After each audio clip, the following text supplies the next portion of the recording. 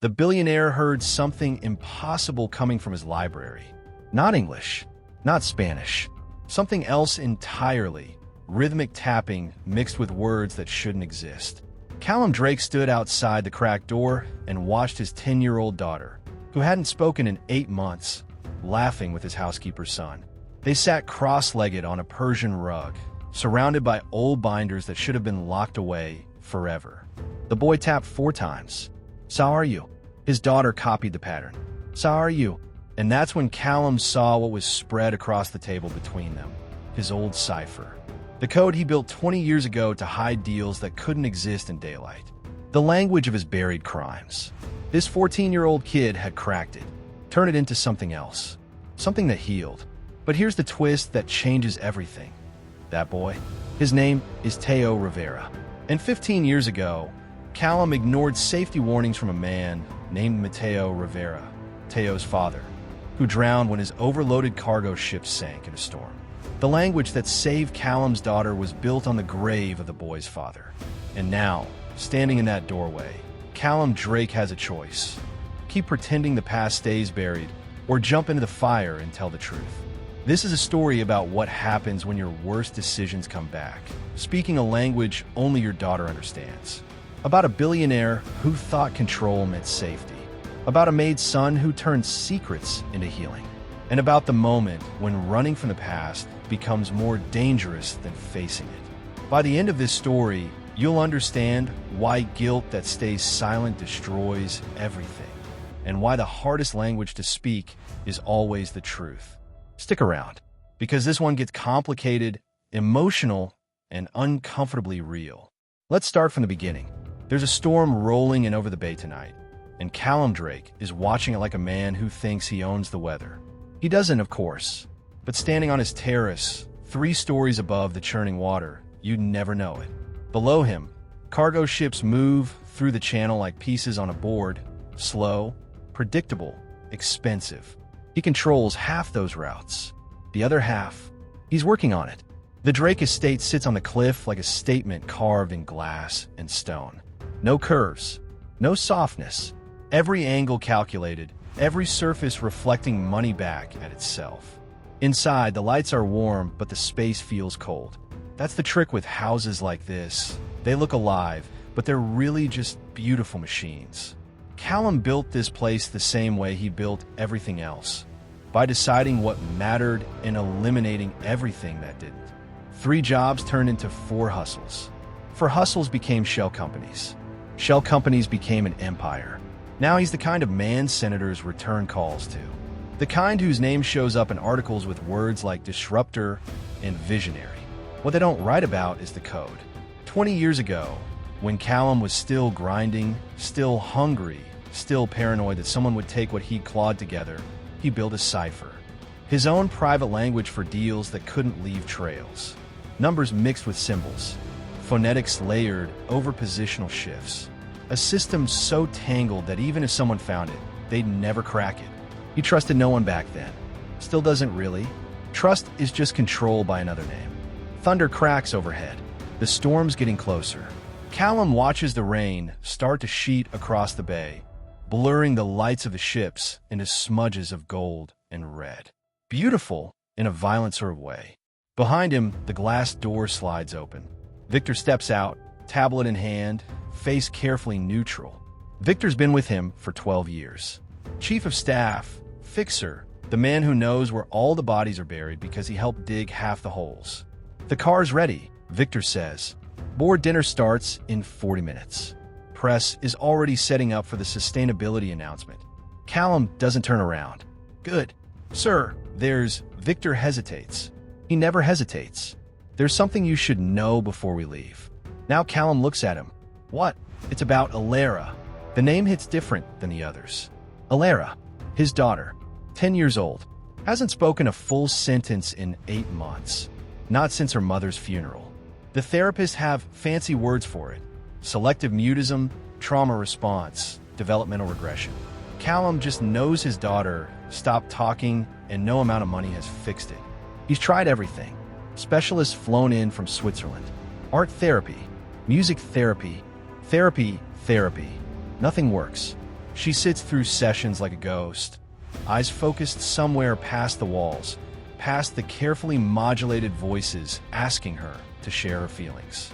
"What about her?" Callum asks, and his voice comes out harder than he means it to. Victor shifts his weight. "She's been using that language again. The one with the boy, Mariella's son. Teo. Yes, they've been at it for hours today. In the library. And sir." Victor pauses. It's getting more structured. Faster. Like they're not just playing anymore. Callum turns back to the storm. The rain is coming down in sheets now, erasing the horizon.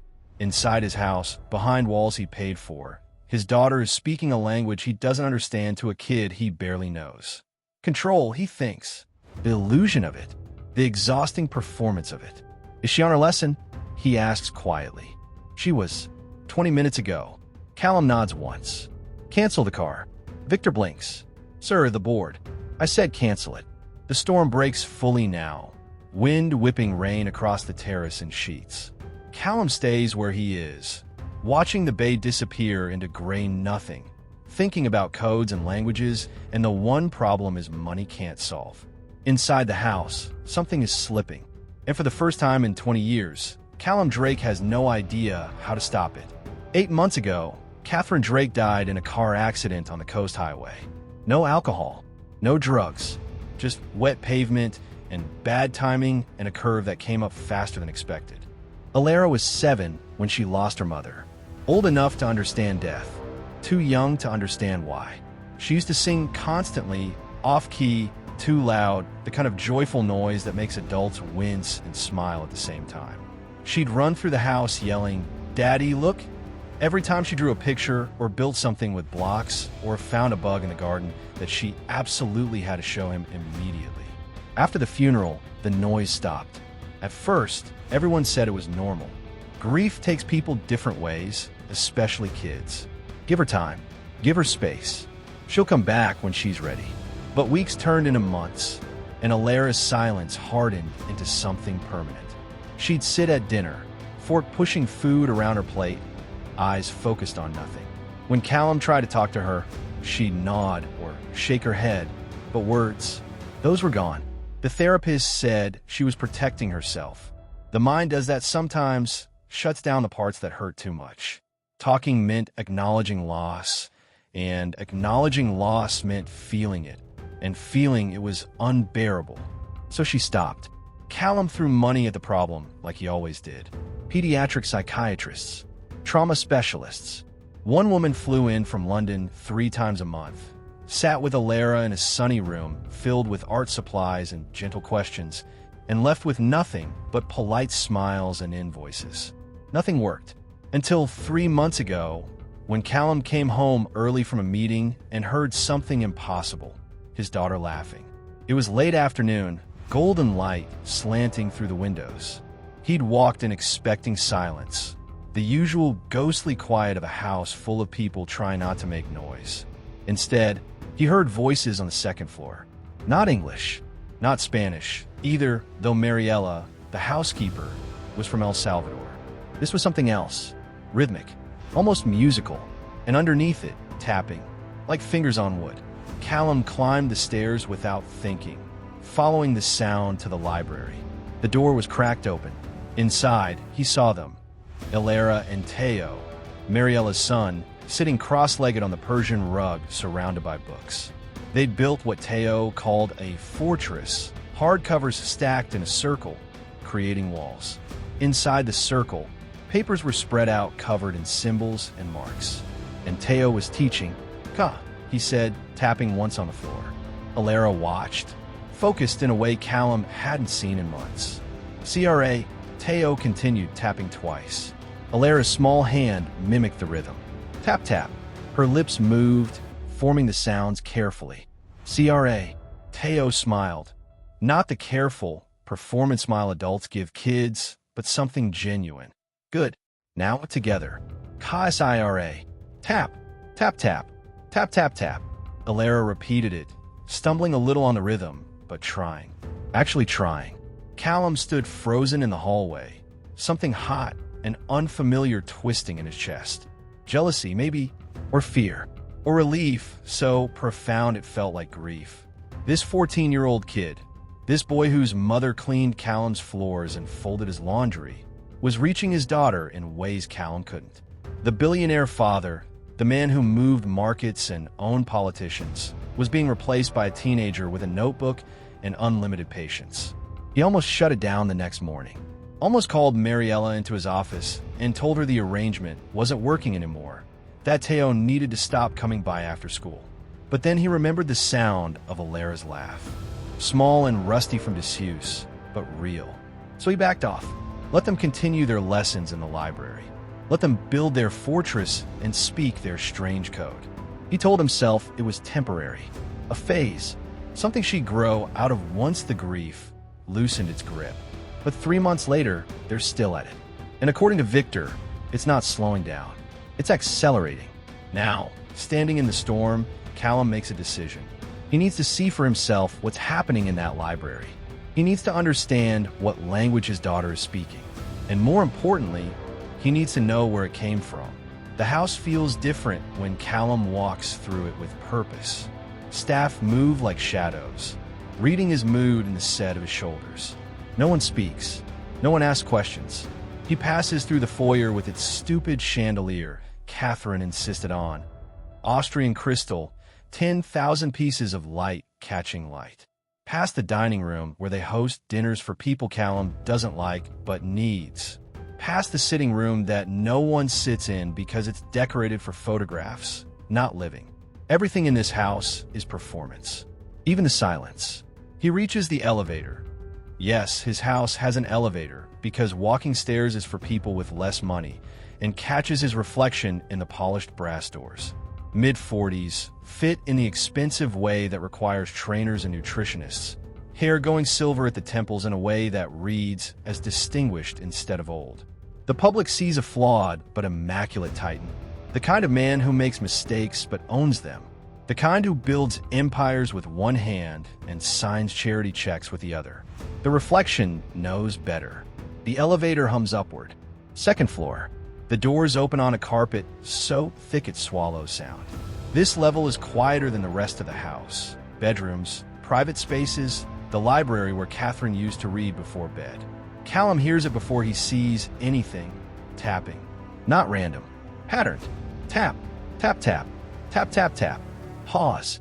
Tap. It's coming from the library. The door is cracked open. Mariella always leaves it that way. Some habit from her son wanting to know he can leave if he needs to. Callum appreciates the psychology of it, even as it annoys him. He approaches slowly, placing his feet carefully on the carpet. Through the gap, he can see them. Alara sits with her legs crossed, braid messy like she's been tugging at it while concentrating. She's wearing the black dress Catherine bought her last spring, the one she refuses to let anyone throw away even though it's getting too small. Teo sits across from her, notebook open on his lap. 14 years old, lean in that stretched-out way teenagers get, dark hair falling into his eyes. He's teaching again. Saryu, he says, tapping 4 times in a specific rhythm. Alara watches his hands, then copies the pattern. Her taps are softer, more hesitant, but accurate. Yes, Teo says, and the pride in his voice is so unguarded it makes Callum's throat tight. That's it. Saryu means trust. For beats because trust takes time. Alara nods, her lips moving silently, practicing the word. But that's not what stops Callum cold. On the low table between them, spread out like evidence, are 3 thin binders. Old, worn, labels faded from time and handling. Callum knows those binders. He sealed them away 8 years ago in a storage room he thought was locked, in a cabinet he thought was secure. They're full of his old code. The cypher he built to hide deals that couldn't exist in daylight. Transactions that moved through ghost companies with names designed to mean nothing. Kestrel Maritime, Greyline Holdings, North Haven Transit. His past, written in a language designed to be unbreakable. And this kid, this 14-year-old whose mother earns $22 an hour cleaning other people's houses, has them open on the table like textbooks. Callum's pulse kicks up. He should leave, should turn around and deal with this through Victor, through lawyers, through the careful mechanisms he's built to keep distance between himself and anything uncomfortable. But he doesn't move. Alara looks up then, sensing something. Her eyes find the gap in the door, find him standing there, and her whole body goes still. "Daddy," she says. It's barely a whisper. The first word she's spoken to him in 8 months that wasn't nodding or shaking her head. It sounds like a confession. Teo follows her gaze, sees Callum, and freezes. His hand moves instinctively to cover the notebook, but it's too late. Everything is visible. Everything is exposed. For a long moment, no one moves. The tapping has stopped. The storm outside sounds very far away. Callum steps into the library, and his eyes go straight to the binders. "Where?" he asks quietly. "Did you get these?" Teo doesn't flinch, doesn't stammer or look away. Just meets Callum's eyes with a steadiness that people twice his age struggle to manage. "We found them," he says simply, "in a storage room on the 3rd floor." Callum looks at Alara. His daughter won't meet his eyes now. Her earlier moment of courage already spent. She picks at the hem of her dress. "Alara," he says, and his voice comes out gentler than expected. "How did you get into the storage room?" Her fingers keep moving on the fabric, pulling at a loose thread. When she speaks, it's so quiet Callum has to strain to hear it. "I found a key. In Mom's jewelry box." Of course, Catherine kept everything. Keys to rooms they never used, spare copies to cabinets that held nothing important. Except one of them did hold something important. And now that something is spread across the library table. Callum moves closer, picks up the top binder.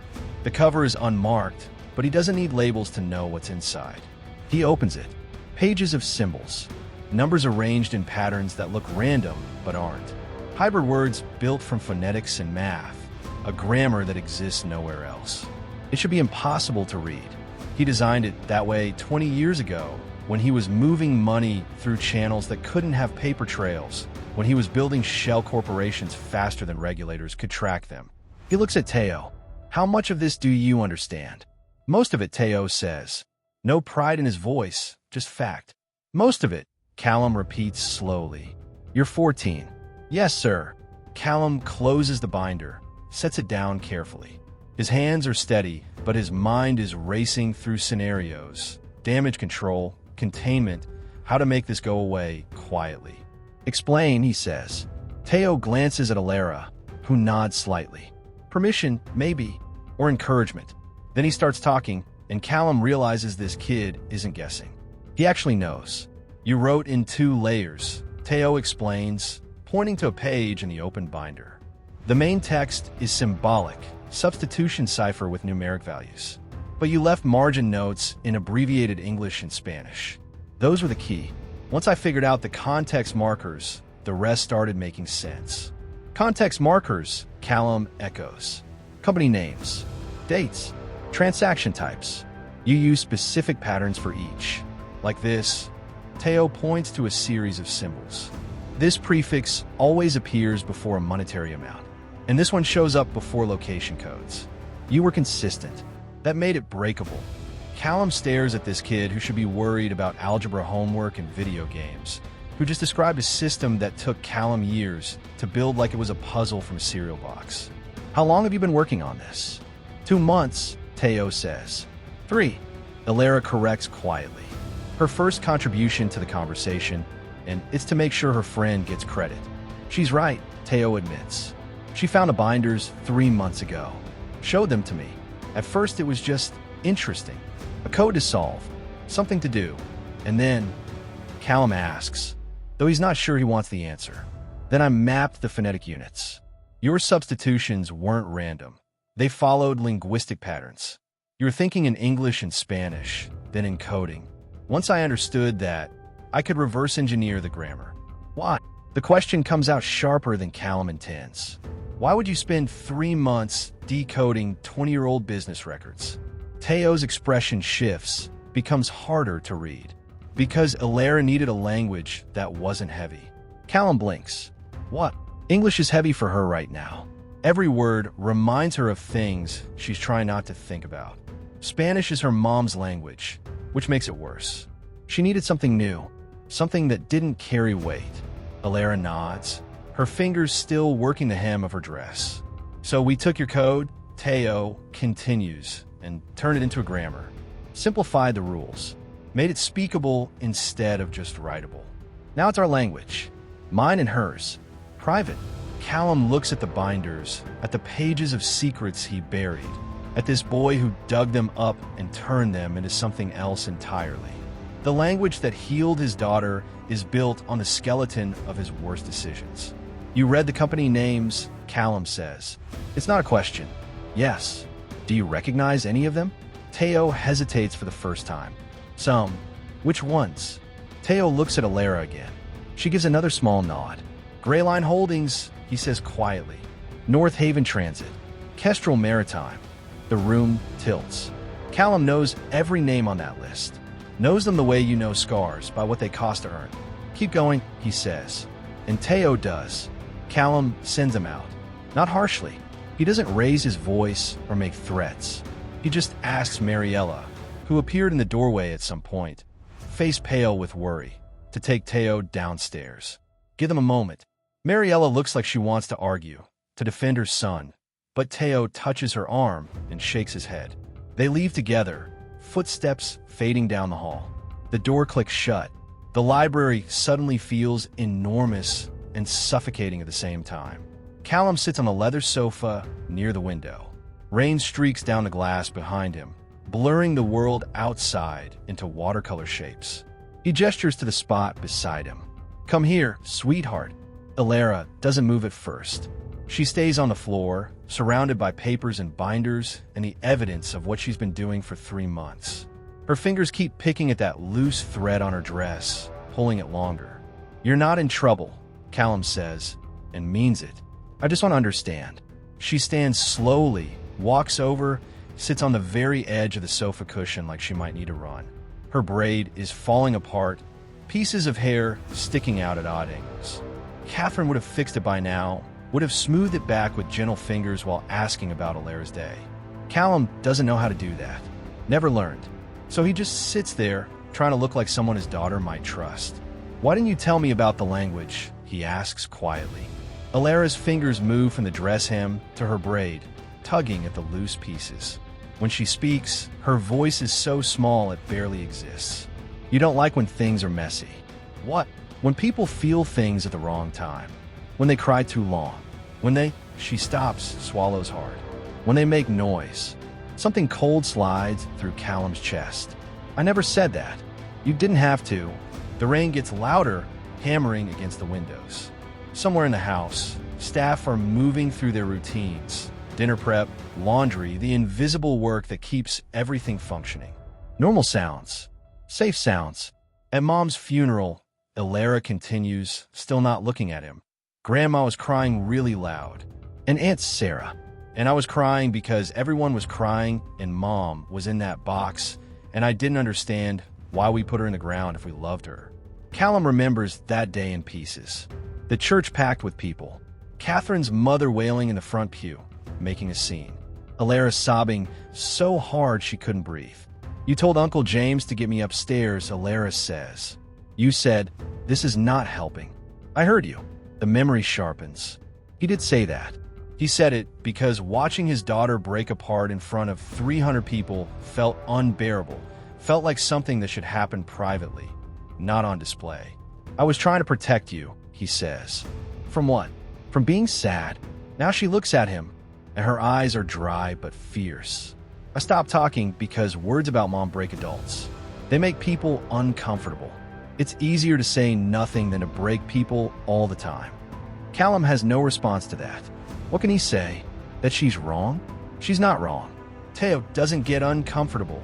Alara continues, and her voice softens. He just listens. He makes space. He doesn't get scared when I stop talking. He just waits. And when I'm ready, he's still there. I've been here, Callum says, and here's how defensive it sounds. You've been busy. 2 words, delivered without anger or accusation.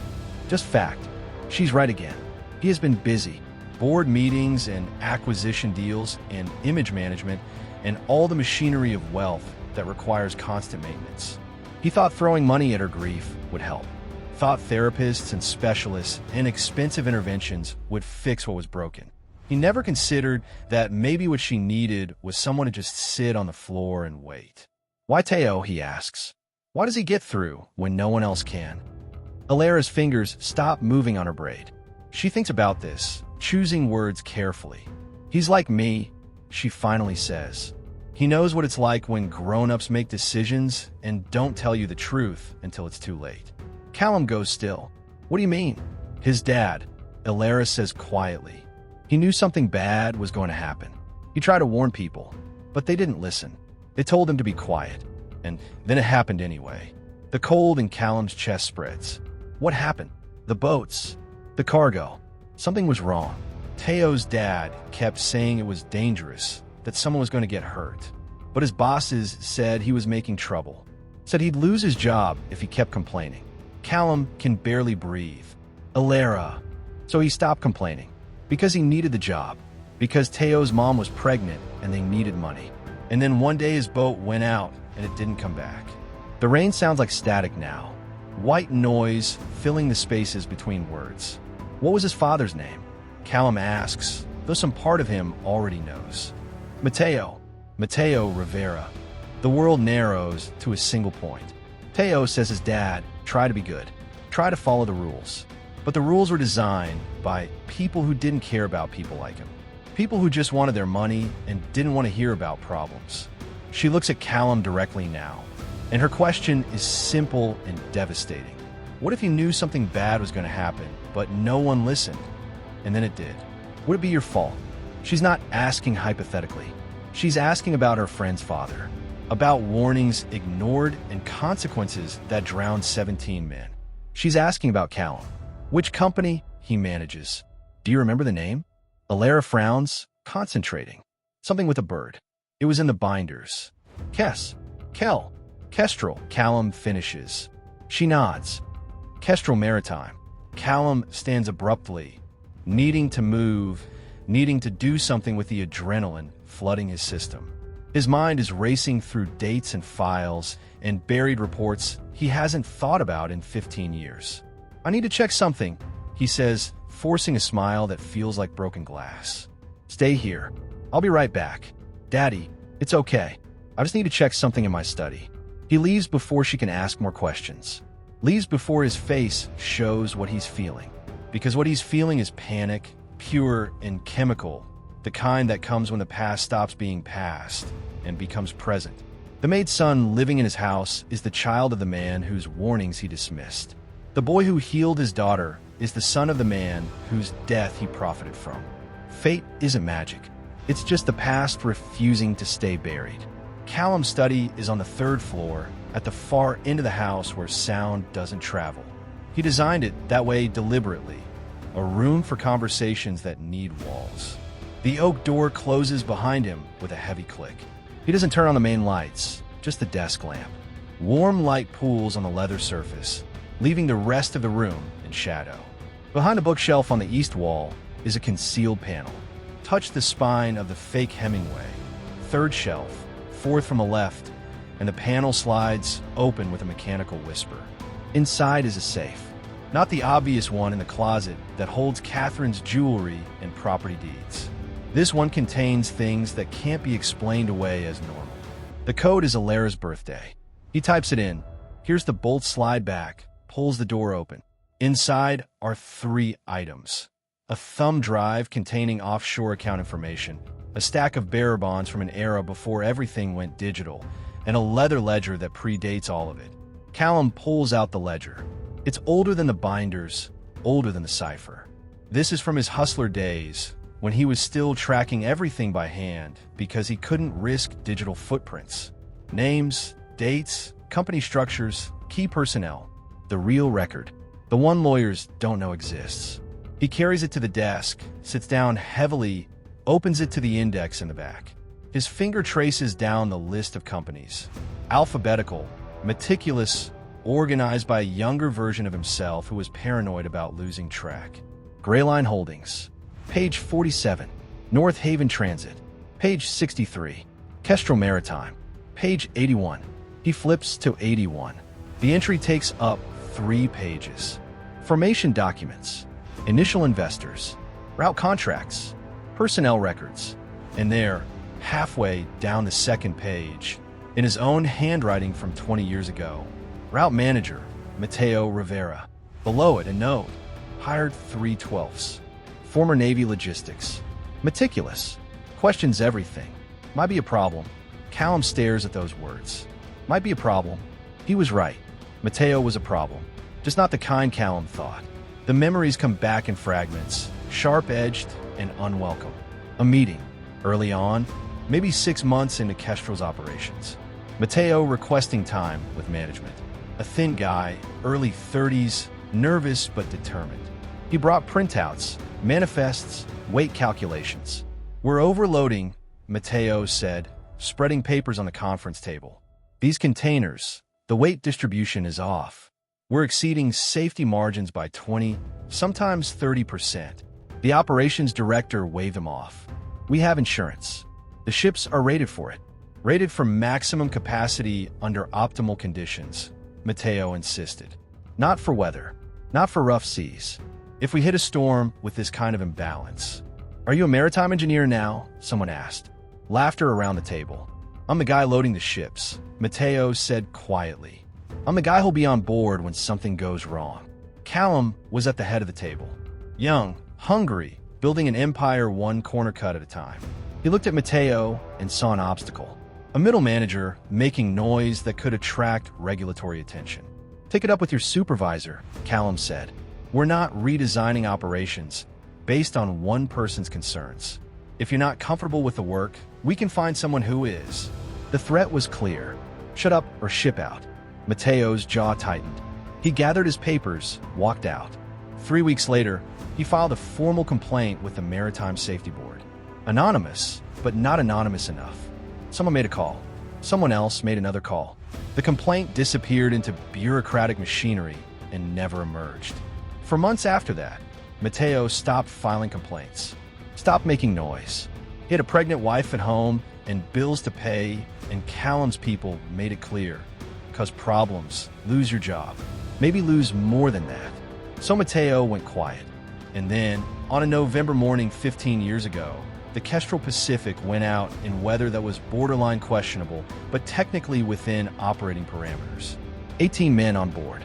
Containers loaded exactly the way Mateo had warned against. The storm came up fast, the way they do in that part of the Pacific. Waves 30 feet high, wind gusting to 60 knots. The ship radioed distress at 4:17 a.m. Something about instability, containers shifting, ballast compromised. By 6:30 a.m., it was gone. Just disappeared off radar like it had never existed. Coast Guard found debris 3 days later. A life raft empty.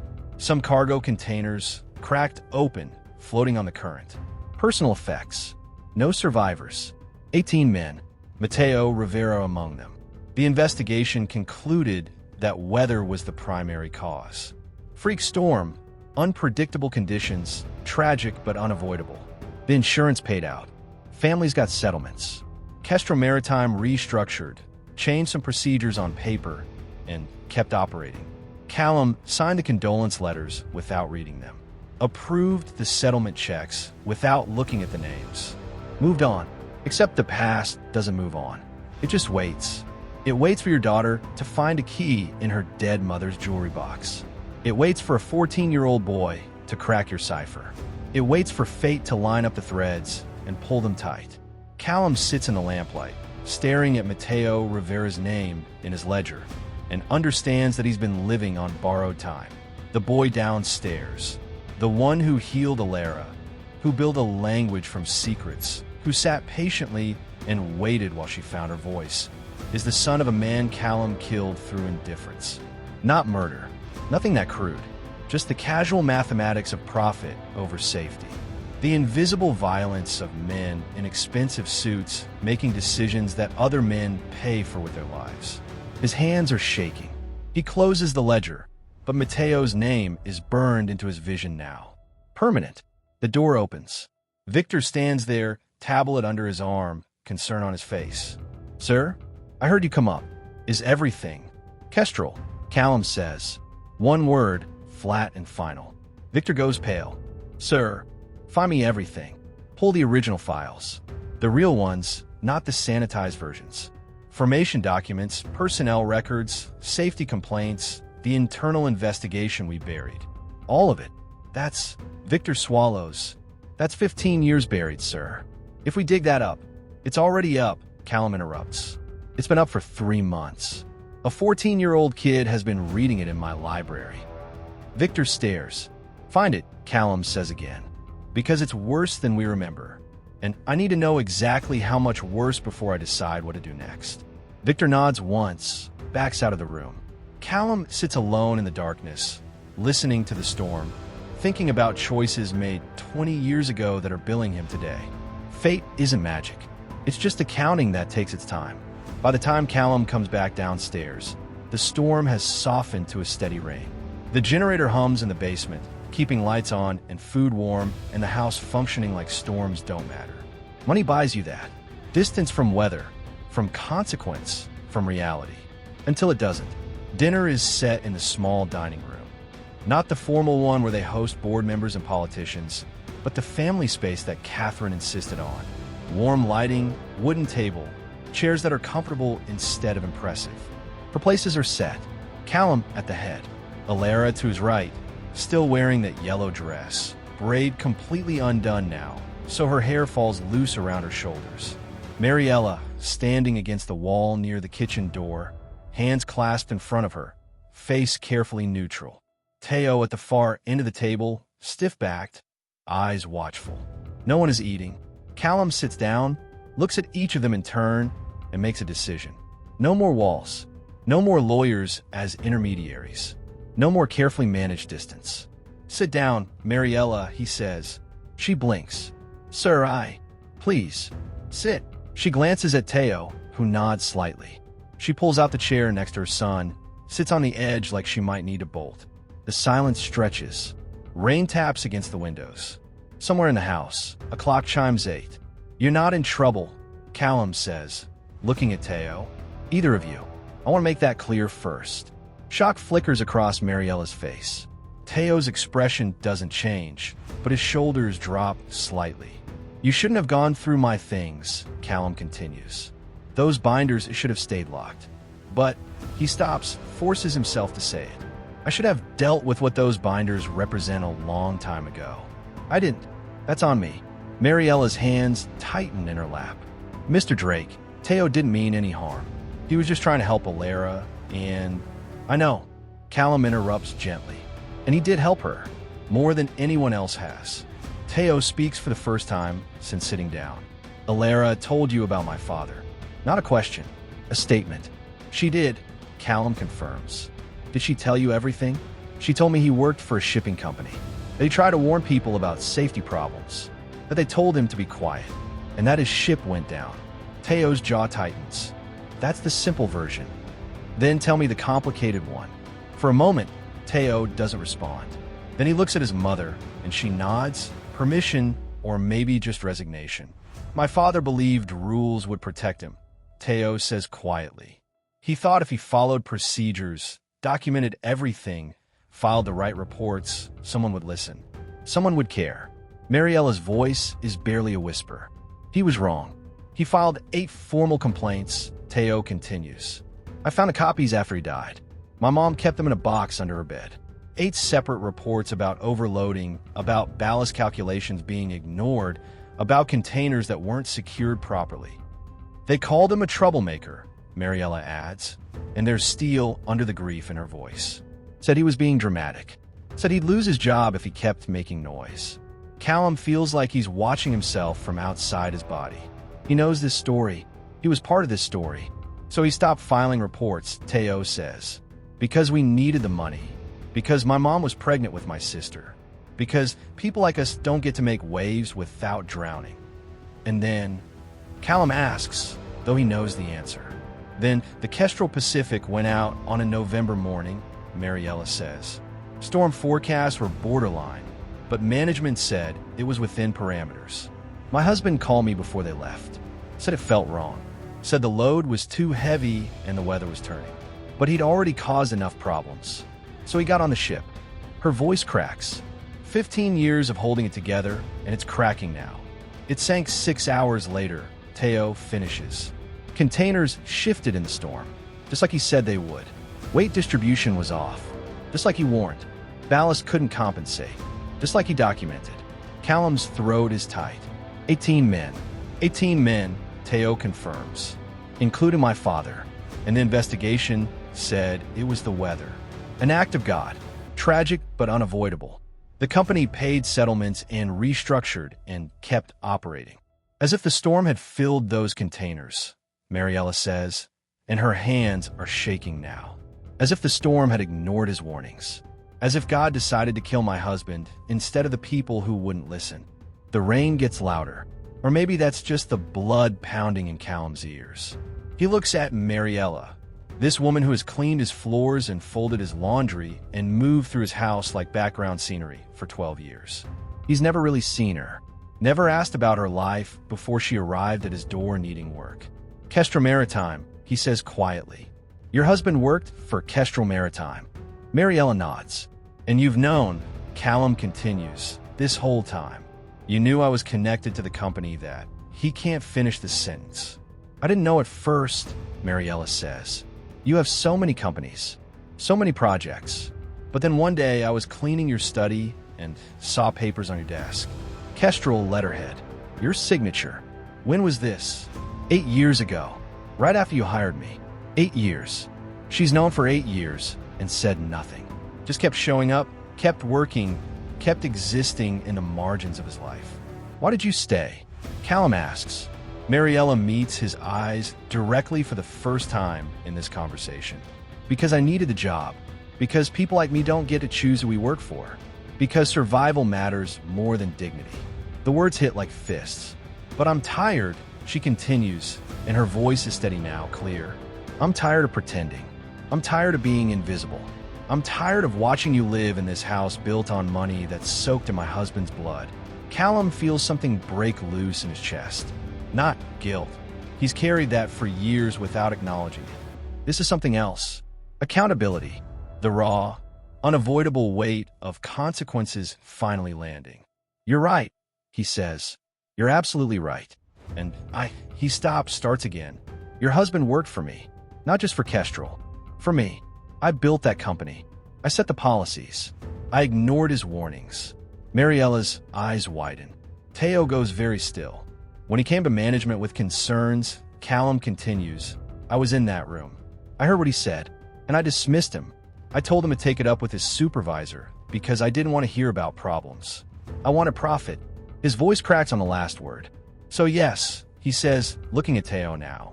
To answer your mother's question, Elara, yes. If you know something bad will happen and you don't listen and it happens anyway, it is your fault. It was my fault. The silence that follows is absolute. Then Teo asks the question that matters most. You actually remember him? My father. Callum nods. I remember every man who tried to warn me and paid for my arrogance, including Mateo Rivera. Teo's eyes fill with something Callum can't name. Relief, maybe, or grief finally acknowledged after 15 years of being told his father's death was just bad luck. I can't give him back to you, Callum says quietly. I can't undo what happened, but I can stop pretending it wasn't my fault. I can stop hiding behind lawyers and shell companies and buried files. Why now? Mariella asks. Why tell us this now? Callum looks at Elara, who's been silent through this entire conversation, watching with her mother's eyes. Because my daughter's healing depends on truth, he says, and I'm done choosing comfort over what's right. Callum stands, moves to the window. The rain has slowed to a drizzle, clouds breaking apart to show pieces of night sky. In a few hours, the storm will be completely gone, like it never happened. But some storms don't pass. Some storms change the landscape permanently. He turns back to face them, his daughter, his housekeeper, her son. 3 people who shouldn't matter in the grand machinery of his empire, but who suddenly matter more than anything else. I've spent 20 years building walls, he says quietly. Legal structures, shell companies, layers of management. The whole point was distance. If something went wrong, there'd be a Dozen people between me and the consequence. I could sign papers and never touch the result. Mariella's expression is unreadable. Teo watches him with that same steady gaze that's too old for 14. Your father's warnings went through 5 levels of management before they reached my desk, Callum continues. By the time I saw them, they were sanitized, summarized, made to sound like one employee being difficult instead of safety crisis waiting to happen. Did you read them? Teo asks. The actual complaints? No, Callum admits. I trusted other people to filter what mattered. That was the system. That was the wall. And now, Mariella's voice is sharp. You're going to tear down the walls? Yes. The word hangs in the air, simple and absolute.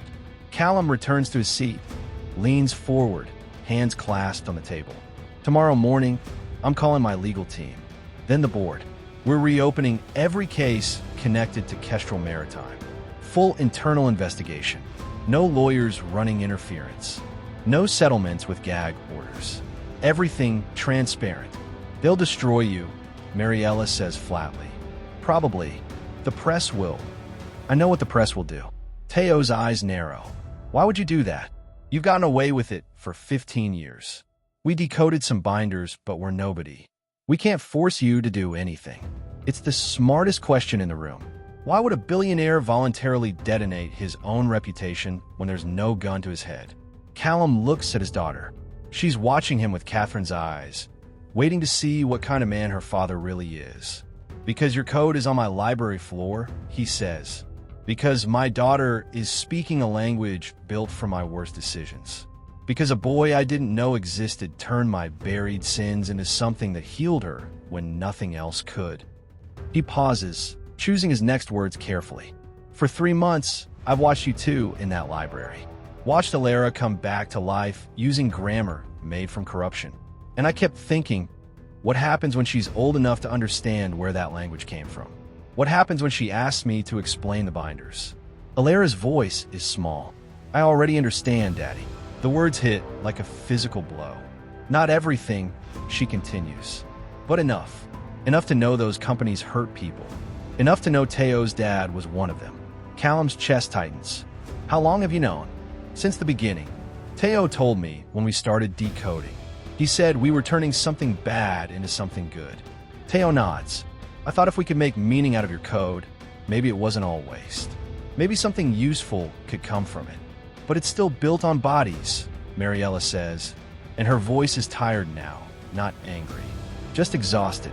You can't make poetry out of graves. No, Callum agrees. But I can stop digging new ones. He lays out the plan, methodical and clear. Contact the Maritime Safety Board tomorrow. Release internal documents. All of them, not just the sanitized versions. Cooperate fully with any investigations. Accept penalties, fines, whatever consequences come. Kestrel is defunct, he says, but the holding company that owned it isn't. We'll liquidate assets. Establish a foundation for victims of maritime negligence. Fund it with everything Kestrel ever made. How much? Teo asks. Callum doesn't hesitate. 1,200 million, give or take. Mariella's breath catches. That's more than enough to destroy my reputation and cost me billions in connected business, Callum finishes. I know. The board will push back. Investors will sue. Partners will distance themselves. I'll probably lose Drake Industries entirely within a year. Then why? Mariella demands. Why would you do this? It's the question Callum has been asking himself for 3 hours. The answer isn't simple. It isn't clean, but it's honest. Fear, he admits. I'm terrified of what happens if I don't. Terrified that 10 years from now, Alara will look at me the way you're looking at me right now. Terrified that she'll realize her father chose money over truth, and she'll never forgive me. He looks at Teo. Your mother asked why now. The truth is, I've known it was wrong for 15 years. I've known men died because I prioritized profit over safety, but knowing and acting are different things. Guilt is easy to carry when you're rich enough to buy distance from it. What changed? Teo presses. You did, Callum says simply. You walked into my house. You healed my daughter with a language made from my crimes. You made it impossible to pretend anymore. The silence that follows is different from before. Heavier, more complicated. Mariella breaks it. If you do this, if you really do this, people will come after us too. Reporters, investigators. They'll want to know about Matteo. They'll dig through our lives. I know, Callum says, and I can't protect you from that. I can offer security, legal support, money for therapy or relocation if you want it. But I can't make the attention go away. They'll call my husband naive, Mariella says quietly. They'll say he should have quit, should have fought harder, should have. They'll say he was a hero, Callum interrupts. Because he was. He tried to save lives. He followed the rules. He believed the system would work. And he died because men like me broke the system for profit. Tears slide down Mariella's face. 15 years of holding it together, and it's finally breaking. If they call him naive, she says through the tears, at least they'll know his name. At least he won't be invisible anymore. Teo reaches over, takes his mother's hand. Then he does something unexpected. He taps 4 times on the table. The rhythm Callum has heard for 3 months without understanding. "So are you?" Alara answers. 3 taps back. Callum looks at them, confused. What does that mean? Jumping when the ground is gone. Teo explains. It's what you do when staying still means falling anyway. Callum understands. That's exactly what he's about to do. One more thing, he says. Whatever happens, whatever the press says, whatever the board does, whatever consequences come, Teo stays. Both of you stay. This house, your jobs, your place here. That doesn't change. Mariella's eyes widen. Mr. Drake, I failed your husband, Callum says. I won't fail his son. Alara needs Teo. And I, his voice cracks slightly. I need to be the kind of man who keeps his promises. Even if I'm late. The promise hangs in the air, fragile and fierce. Teo nods once. Acceptance, maybe, or just acknowledgement. Okay, he says. Then jump. Later that night, after Mariella and Teo have gone home, after Alara is in bed, Callum stands alone on the terrace where the evening started. The storm is completely gone now. Stars visible between clouds, air scrubbed clean, the bay calm and dark. It's the kind of night that makes you believe in fresh starts. Callum doesn't believe in fresh starts, but he's starting to believe in different endings. His phone buzzes. Victor, found the files. Worse than we thought. 8 safety complaints documented. 17 men. Settlement buried in non-disclosure. Company reformed under different name 2 years later. Still operating. Callum closes his eyes. It's worse. It's always worse when you actually look. He texts back. Compile everything. Board meeting scheduled for 9 a.m. No redactions. 3 dots appear, disappear, appear again. Finally, this will end your career. I know Callum types. Do it anyway. The dots vanish. No response. Victor's probably weighing his options, calculating how to distance himself from what's coming. Callum doesn't blame him. Smart rats leave sinking ships. Another text comes through. Unknown number. Mariella, Teo wants you to know something. His father kept a journal. Wrote in it every day on the ship. We have it. If you're really doing this, if you're really telling the truth, he wants you to have it. So you can read what my husband was thinking before he died. Callum stares at the message. The journal. Matteo's own words, unfiltered. Probably full of complaints and fears and frustrations. Evidence of a man who saw disaster coming and couldn't stop it. Thank you, he types. I'd be honored to read it. He also wants you to know he's still deciding if he trusts you. But he's willing to see what you do next. Fair enough. Callum wouldn't trust himself either. He pockets the phone, looks out at the water. Tomorrow, everything changes. Tomorrow, he walks into his building and detonates the life he spent 20 years building. Tomorrow, the man who controls shipping routes and boardrooms and senators becomes the man who admits he killed 18 people through negligence. The fear is real, visceral, the kind that makes your hands shake and your chest tight. But underneath it, stranger, more fragile, is something that might be relief. The door behind him slides open. Alara steps out in her pajamas, bare feet on the cold stone. You should be asleep, Callum says gently. So should you. She comes to stand beside him, small hand slipping into his. They stand like that for a while, watching the stars reflect on the bay. Are you scared? She asks. Terrified. Good. Callum looks down at her, surprised. Good. Teo says being scared means you care about what happens next. People who aren't scared don't care enough. Teo's very wise. I know. She leans against his side. Daddy, yeah. When you tell everyone about Kestrel, when the news people come and everyone gets angry, will Teo have to leave? It's the question she's been holding since dinner. The fear underneath everything else. No, Callum says firmly. I promised you he won't disappear. I meant it. What if people say mean things about him? About his dad? They might, Callum admits. People say mean things when they're uncomfortable, when truth disrupts their version of the world. What should we do? Callum thinks about this. About his daughter asking we instead of you. About her including herself in whatever chaos is coming. We tell the truth louder, he says. We make sure Mateo Rivera's name is everywhere. In the foundation, in the investigation, in every article about Kestrel. We make sure people remember he tried to warn us. And that you didn't listen? The words are simple, factual, not accusatory. Just a daughter wanting clarity. Yes, Callum says. And that I didn't listen. That part matters too. Alara nods, satisfied. Then she taps out a rhythm on his hand. 4 beats. The code he's heard for months. So are you? She whispers. Trust, Callum translates. He's been learning their language, slowly. Starting to understand the grammar built from his sins. Not just trust, Alara corrects. Trust even when you're scared. Trust even when the ground is gone. That's the full meaning. Callum's throat tightens. Did Teo teach you that? We made it together, after his mom told us about the ship, about how his dad trusted the rules and the rules failed. That's a hard lesson. Yeah, she squeezes his hand. But Teo says he can learn hard lessons and still choose to trust again. It's just different. Careful trust instead of blind trust. Is that what you're doing? Carefully trusting me. Alara looks up at him with Catherine's eyes. I'm trying. Are you trying to be trustworthy? Yes, Callum says. I'm trying. Then that's enough. For now. She yawns, leans heavier against him. He picks her up. She's getting too big for this, but not quite too big yet, and carries her inside. Back through the glass house, past the expensive silence, up to her room where pictures of her mother watch from frames on the dresser. He tucks her in, brushes hair from her forehead. Daddy, she murmurs, already half asleep. I'm glad you're jumping.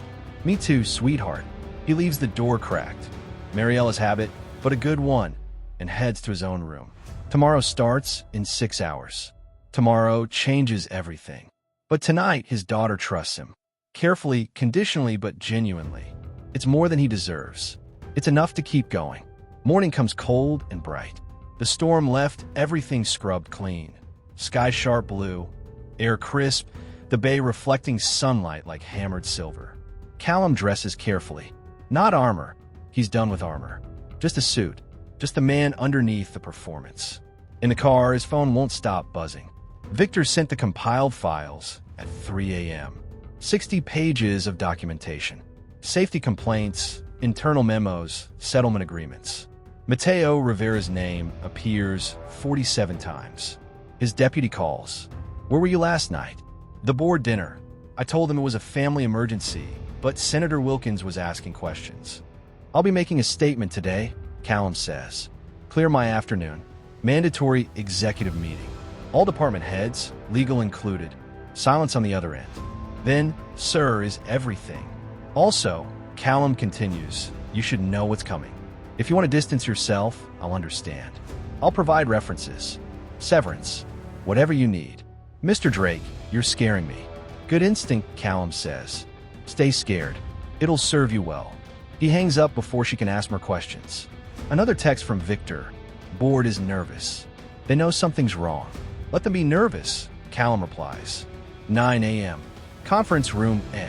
Be ready. He opens a new note on his phone. Types, Rivera Foundation. Mission, Maritime Safety Advocacy and Victim Support. Initial funding, Kestrel Maritime Asset Liquidation. Board composition, include family representatives. Underneath, he adds Teo's name. Then Mary Ellis. They deserve to decide how their husband and father is remembered. The car pulls up to Drake Industries headquarters. 40-story glass tower in the financial district, his name carved in stone at the entrance. Built 12 years ago, when everything was expansion and conquest and the future looked infinite. Callum steps out of the car. The lobby is busy, staff arriving, coffee runs, normal Tuesday morning energy. People nod as he passes. "Good morning, Mr. Drake."